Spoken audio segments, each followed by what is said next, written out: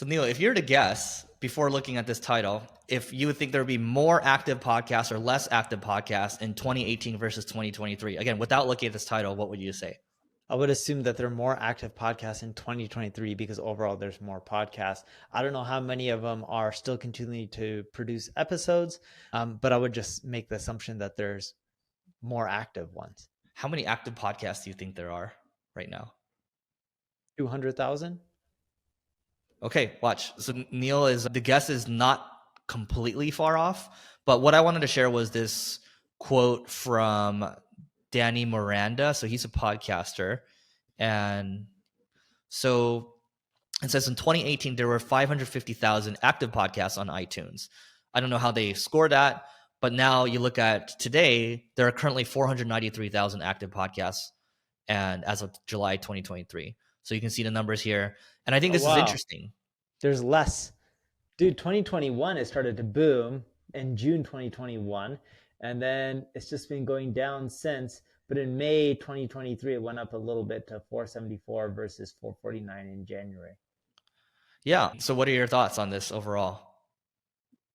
A lot of people are consuming podcasts, but there's just not as much competition. If you want a new channel to go after, and I've said this before, podcasting is an amazing channel to go after. I just don't know why a lot of people don't sit down and create them.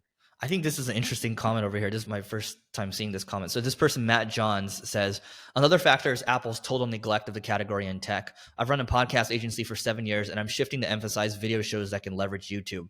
That's where all the innovation, analytics, growth, opportunity, and energy are.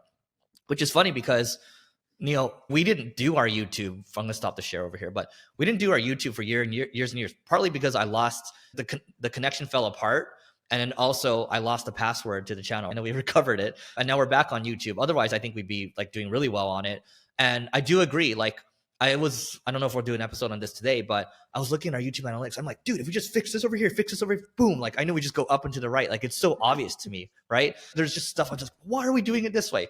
But my point is, I think if I were to start from scratch today, I would do a video podcast show and I would have a newsletter. Yes. That's how I'd start.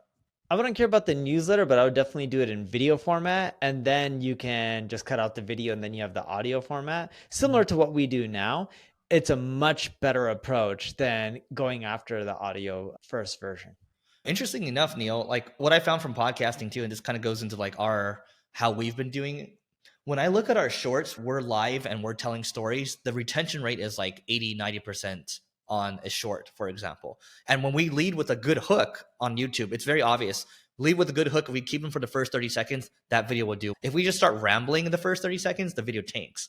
If we have a good headline, good thumbnail, all that stuff, it all matters at the end of the day. So the point here, I digress a little bit, but sure, we say there's over 7 million podcasts or whatever, but active podcasts, 493,000. It's a very blue ocean. Sure, back in the day, you would say discoverability is hard, but you have a better chance to get discovered now because of the short form content.